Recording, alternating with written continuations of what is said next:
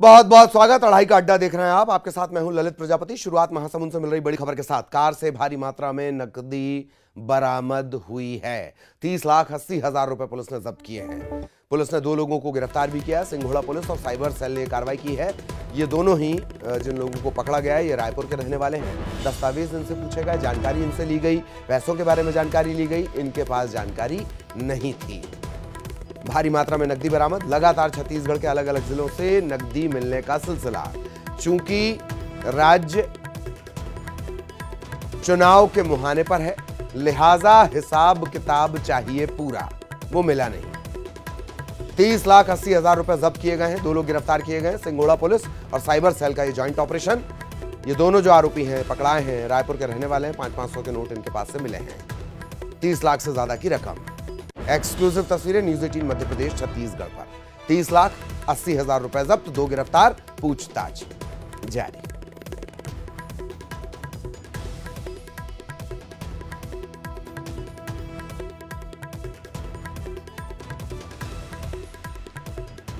तो महासमुंद से ये बड़ी खबर हम आपको बता रहे हैं। सिंघोड़ा पुलिस और साइबर सेल ने कार्रवाई की है।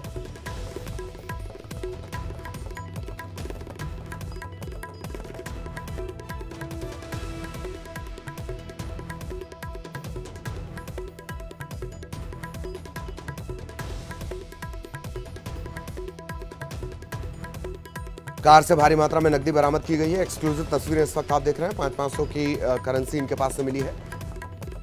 30 लाख से ज्यादा की नकदी, 30,80,000।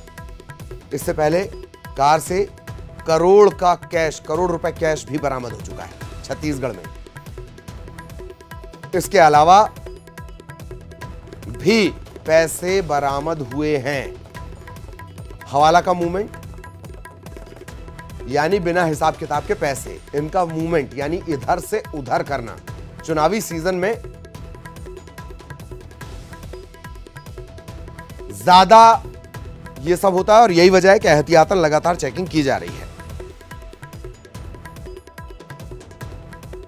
शेख इमरान हमारे साथ जुड़े हुए हैं। शेख इमरान, पूरी जानकारी विस्तार से, क्या अपडेट? महासमुंद पुलिस को सूचना मिली मुखबिर से कि कुछ जो लोग हैं वो यहाँ तस्करी करते हैं। इसी संबंध में जब पुलिस जांच पड़ताल कर रही थी तब एक वैगन कार आती है। उस वैगन कार को रुकवाया जाता है। जब चेक किया जाता है तो उसके कार से 30,80,000 रुपए बरामद होता है और संदिग्ध व्यक्ति जो है उनसे पूछताछ की जाती है कि रकम किस चीज की है, तो वो उसके दस्तावेज बता नहीं पाते हैं। इस वजह से उन दोनों को हिरासत में ली जाती है और इस पैसे की जानकारी वो सही रूप से दे नहीं पाते, कुछ दस्तावेज दिखा नहीं पाते। पूछताछ में बताया जाता है कि संबलपुर उड़ीसा के गांव से धागा और रंग कारोबार कर ये पैसे इकट्ठा करके रहे हैं और रायपुर ले जाना बताते हैं, लेकिन इनके पास कोई दस्तावेज मौजूद नहीं होने की वजह से सिंघोड़ा पुलिस एसपी के निर्देश पर 30,80,000 रुपए को जब्त करती है और दोनों संदिग्ध व्यक्तियों को हिरासत में लेकर पूछताछ किया जा रहा है। सिंघोड़ा पुलिस और साइबर सेल की ये संयुक्त कार्रवाई है और जो दोनों संदिग्ध लोग हैं, आलोक अग्रवाल और शेख काशिम, ये दोनों रायपुर के रहने वाले बताए जा रहे हैं और तमाम जो राशि है 30,80,000 रुपए, इसको लेकर पूछताछ किया जा रहा है कि आखिर ये कहाँ से ला रहे थे, इतनी बड़ी रकम कहाँ लेकर जा रहे थे, किसके कहने पर लेकर जा रहे थे। ये तमाम चीजों को लेकर महासमुंद पुलिस जांच कर रही है। जी, एक और महत्वपूर्ण बात है इमरान कि चुनावी सीजन में हवाला मूवमेंट बढ़ जाते हैं। पैसे का इधर से उधर, कैश रकम को इधर से उधर करने का सिलसिला बढ़ जाता है। इससे भी उससे जोड़कर देखा जाएगा, एक बात। दूसरी बात कि अब आयकर विभाग भी इसकी पड़ताल करेगा। जी जी बिल्कुल, जाहिर तौर पर आयकर विभाग की अब नजर इस पर पड़ गई है और इसको जांच में लेना चाहिए, क्योंकि नेशनल हाईवे है ये। उड़ीसा से यहाँ ज्यादातर गांजा और काफी चीजों का स्मगलिंग होता है। अब चुनाव की तारीख काफी नजदीक है तो अब पैसे की जो तस्करी कहा जा सकता है ये अब बड़ी मात्रा में देखने को मिल रही है और जाहिर तौर पर चुनाव को लेकर इसे जोड़ा जा सकता है, क्योंकि चुनाव छत्तीसगढ़ में बेहद नजदीक है और ऐसे में इस राशि का उड़ीसा से रायपुर में आना कहीं न कहीं कई सवाल को खड़े करता है। इस पूरे मामले को लेकर अब आयकर विभाग को जांच करनी चाहिए और पुलिस भी इस पूरे मामले को लेकर जांच कर रही है कि इतनी बड़ी रकम आखिर कहां खपाने की तैयारी में थे और इस साफ तौर पर ये पैसा जो है छत्तीसगढ़ में लाया जाता और रायपुर में कहीं न कहीं किसी के इशारे पर ये पैसा लाया जाता। दोनों संदिग्ध को पकड़ा गया है और दोनों संदिग्ध से पूछताछ की जा रही है। हो सकता है आने वाले समय में महासमुंद पुलिस इसको लेकर बड़े खुलासे कर सकते हैं। जी लेकिन एक बात तय है इमरान कि ना सिर्फ गांजा तस्करों के लिए, लकड़ी के तस्करों के लिए, अब यह भी कहा जाएगा कि पैसे के तस्करों का भी फेवरेट रूट छत्तीसगढ़ बन गया है। इससे पहले कार से 1 करोड़ तक बरामद हुए, फिर एक और कार्रवाई में कुछ लाख बरामद हुए और अब महासमुंद में 30 लाख से ज्यादा की नकदी बरामद हुई है। ये फेवरेट रूट है अगर पैसे की भी तस्करी हो तो।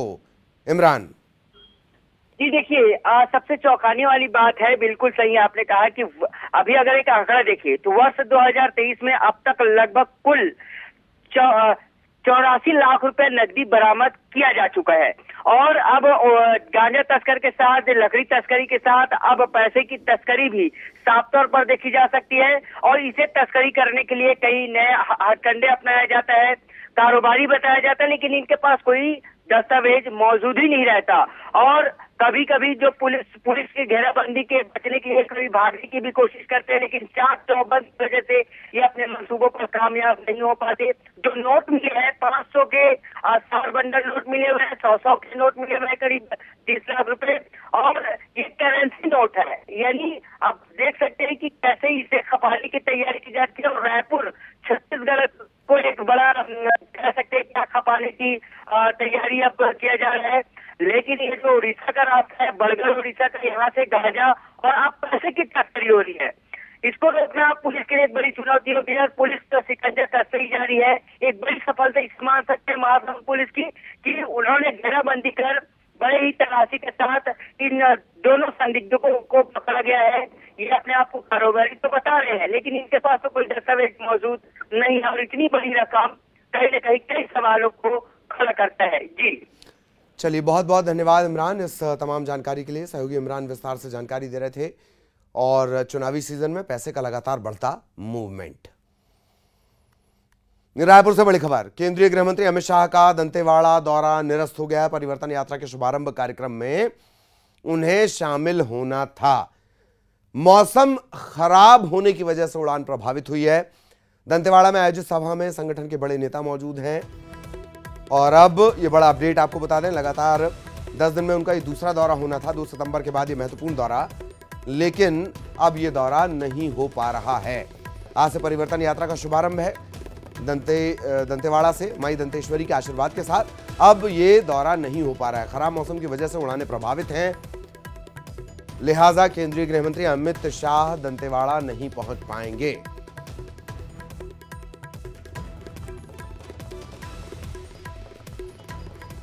बड़ी खबर आपको बता दें, मौसम खराब होने की वजह से उड़ान प्रभावित हुई है। चूंकि बेहद व्यस्ततम चुनावी रणनीतिकारों में से एक हैं केंद्रीय गृह मंत्री अमित शाह, छत्तीसगढ़ पर और मध्य प्रदेश में दोनों जगह पर खास फोकस उनका है। दंतेवाड़ा में उनका इंतजार किया जा रहा था, भारी भीड़ थी, लेकिन खराब मौसम के चलते छत्तीसगढ़ में आज फिर मौसम खराब हुआ है।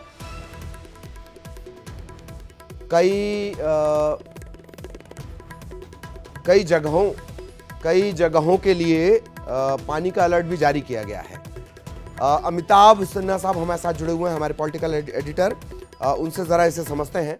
अमिताभ जी, फोकस में छत्तीसगढ़ केंद्रीय गृह मंत्री के, लेकिन दौरा निरस्त हुआ मौसम के चलते। अब तक जो जानकारी मिली है, मौसम के चलते ये दौरा निरस्त हुआ है, टल गया है, क्या माना जाए? जी प्लीज।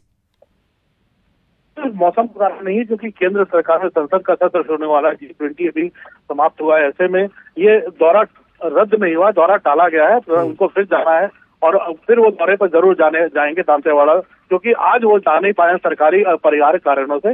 इसलिए स्मृति ईरानी जो केंद्रीय विकास मंत्री हैं, पार्टी की स्टार प्रचारक भी जो कि वहां पर भाषण भी देंगी और जो परिवर्तन यात्रा की शुरुआत भी करेंगी। तो फिलहाल ये दौरा अभी टल गया है।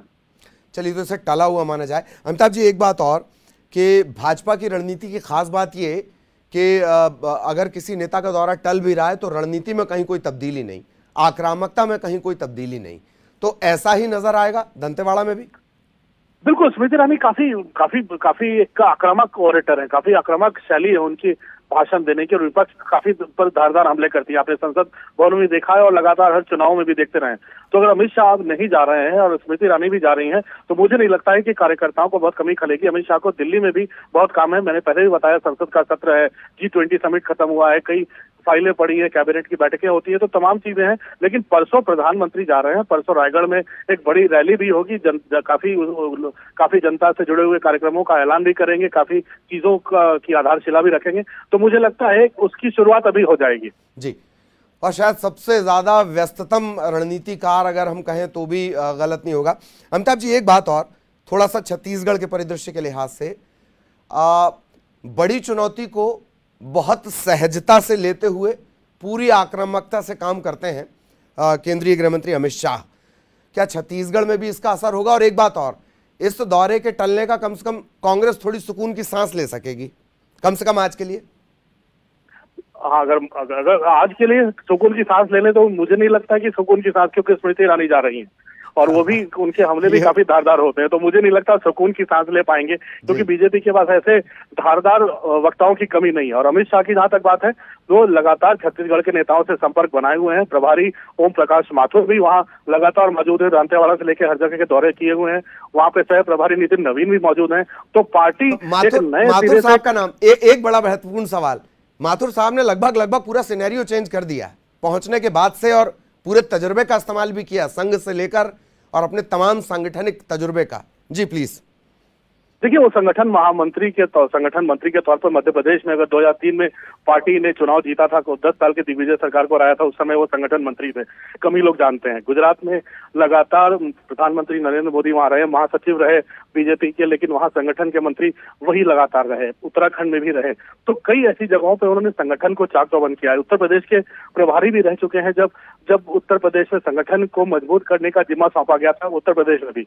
तो मुझे लगता है कि कार्यकर्ताओं को ये यकीन दिलाना कि पार्टी जीत सकती है, ये काम वो बखूबी कर सकते हैं। बड़े नेताओं से हटकर वो कार्यकर्ताओं तक, बूथ लेवल के कार्यकर्ताओं तक, कस्बे के स्तर पर जो बीजेपी के वर्कर हैं वहां तक जाते हैं, उनसे मिलते हैं, उनकी शिकायतें सुनते हैं। तो मुझे लगता है कि कार्यकर्ताओं का दर्द इसमें काफी निकल जाता है। चलिए, बहुत बहुत धन्यवाद आपका बातचीत, जानकारी और विश्लेषण के लिए अमिताभ जी। और अब बड़ी खबर नरसिंहपुर से आपको बता दें, ठेमी थाना इलाके के गन्ना किसान कलेक्ट्रेट पहुंचे हुए हैं। खास बात यह है कि कलेक्टर की गाड़ी के सामने ये धरने पर बैठे हैं। तकरीबन 250 किसानों का 5 करोड़ से ज्यादा का भुगतान होना बाकी है।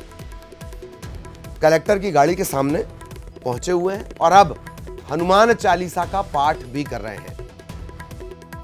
एसडीएम ने इन्हें समझाने की बहुत कोशिश की, लेकिन ये माने नहीं है। 2 साल से इन्हें अगर कुछ मिल रहा है तो सिर्फ आश्वासन, और नहीं मिल रहा है तो इनका भुगतान।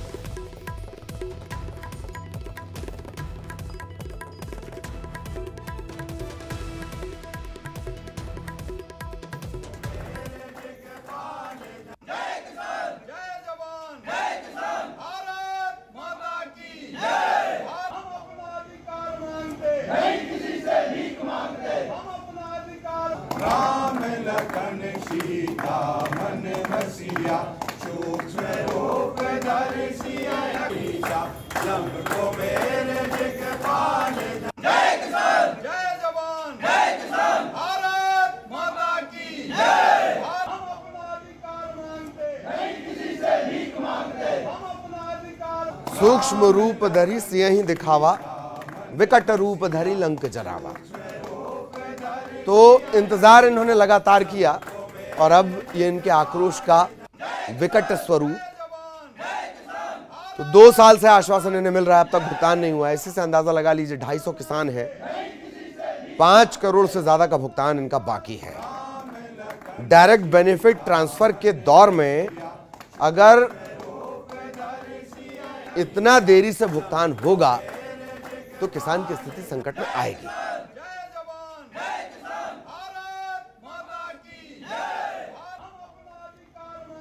आशीष जैन हमारे सहयोगी हमारे साथ जुड़े हुए हैं। आशीष, पूरा घटनाक्रम और डीबीटी, डायरेक्ट ट्रांसफर, कैशलेस सुविधाओं वाली जगह पे अगर किसी को 2 साल से अपना भुगतान ना मिले तो स्थिति यही होगी। आशीष, जी ललित जी, बिल्कुल। ये अभी भी धरने पर बैठे हुए किसान, कलेक्ट्रेट ऑफिस का ये मामला है। कलेक्टर की गाड़ी खड़ी हुई है। कलेक्टर जो है रिजू बापना अपने चैम्बर में घर नहीं जा पाई हैं अभी तक।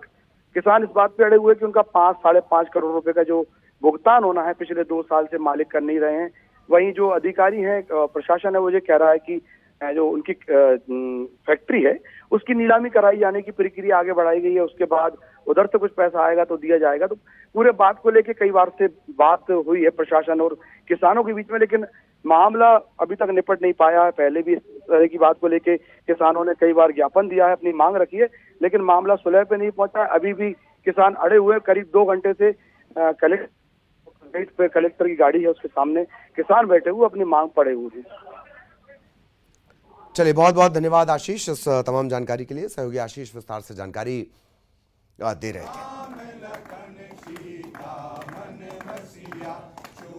तो आप सुनिए आक्रोश की आवाजें हैं, किस तरह से अपनी नाराजगी ये किसान जाहिर कर रहे हैं। तकरीबन 250 किसान 2 साल से इंतजार।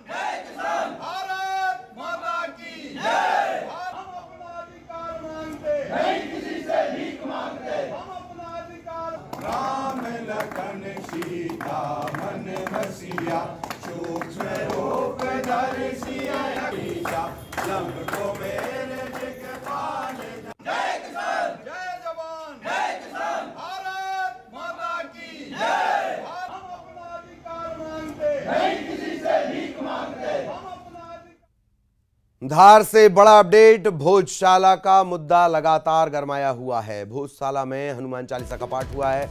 बड़ी संख्या में लोग भी पहुंचे। सुरक्षा के तगड़े इंतजाम यहां किए गए हैं। हालांकि हर मंगलवार यहां हनुमान चालीसा का पाठ होता है, लेकिन इस बार स्थितियां बदल गई हैं। इस तरह के वीडियो निकलकर सामने आए कि बाग देवी यानी मां सरस्वती की प्रतिमा स्थापित की गई है। संगठनों का कहना है कि ये प्राकट्य है, यानी मां सरस्वती प्रकट हुई है, लिहाजा वहां पे प्रतिमा स्थापित की जाएगी। खबर ये भी है कि अब सीसीटीवी फुटेज खंगाले जा रहे हैं। ये भी आशंका जताई जा रही है कि फेंसिंग काट कर वहां पर किसी ने ये प्रतिमा रखी हुई है। तो तमाम तरह के मसले हैं और इन सब के बीच चूंकि चुनावी मुहाने पर प्रदेश है, लिहाजा बेहद सतर्कता धार में बरती जा रही है। धार भोजशाला विवाद ये दशकों पुराना भी इसे नहीं कहा जाएगा। इसका इतिहास मुगल काल तक लेकर जाएगा आपको, मुगलों के आतंक तक लेकर जाएगा आपको, और वहां से विवाद का एक सिलसिला जो फिल वक्त तक के इतिहास में है। अब तुलना यह की जा रही है कि अगर ज्ञानवापी में हो सकता है तो भोजशाला भी वापस चाहिए, धार की भोजशाला वापस चाहिए।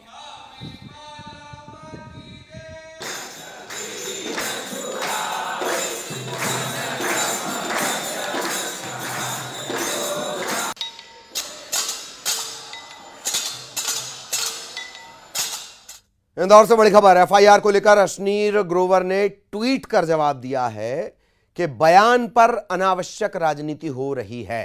एफआईआर कर लो, केस कर लो, कोई फर्क नहीं पड़ता। मैं पीछे हटने वाला व्यक्ति नहीं हूं। जहां कुछ नहीं है वहां मुद्दा ना बनाएं। ये चुनावी साल है, हो सकता है, लेकिन लोग समझदार हैं। मैं जब चाहूं, जितनी बार चाहूं इंदौर आऊंगा। इंदौरी मेहमान नवाजी पर मुझे भरोसा है।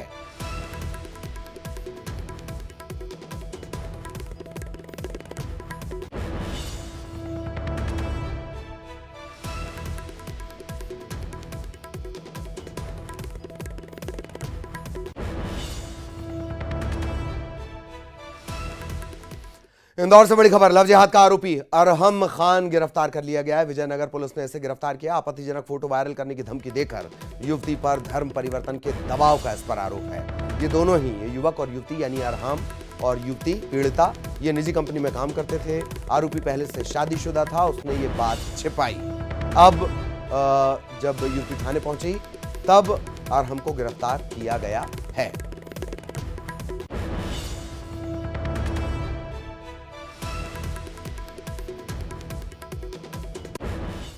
और इसी के साथ इस बुलेटिन में इतना ही। खबरें जारी रहेंगी।